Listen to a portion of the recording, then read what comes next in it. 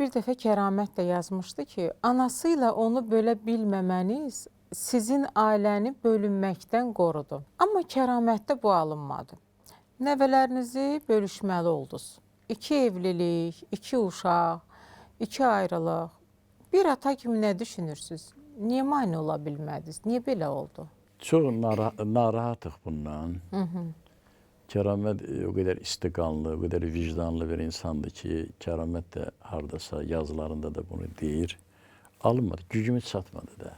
Elə şeylər var ki, adamın özündə də olanda güc çatmır. Yoldaşıma deyirəm, gəlib Kəraməti yerindən tərpətməyək, yeni gedəcək.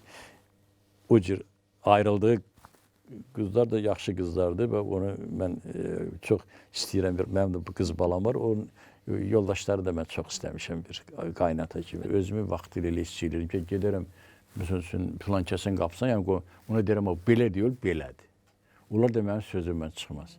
Baxdım, gördüm ki, mən səhv fikirləşmişəm. Adam öz evladına bəzən sözü keçmir. Vaqif yazır ki, gözümdə sozalıb hər şey, dünya da özüyün qaşı boydadır. Qızın parmağında, ala bilmədiyi qızın parmağında özüyü görür. Və biz deyir, özü şeiri bizə çatmır. Bu özü şeiri Kəramətə də çatmır. Bu film filmlərini göstərin, bizim gənclər bir-birini sevsinlər.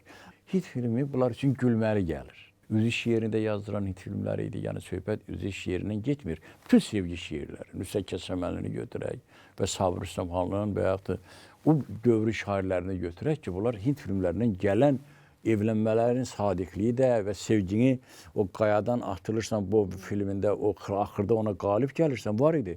İndikilər başqa cür düşünürlər ki, deyir, gelsin cəhənnəmə get, səndən də yaxşısı var və boşanmalar da buna görədir. Həmişə xüsusən qadınlar elə bilirlər ki, divarın o özü işıqdır. Bundan daha yaxşısını tapa bilər.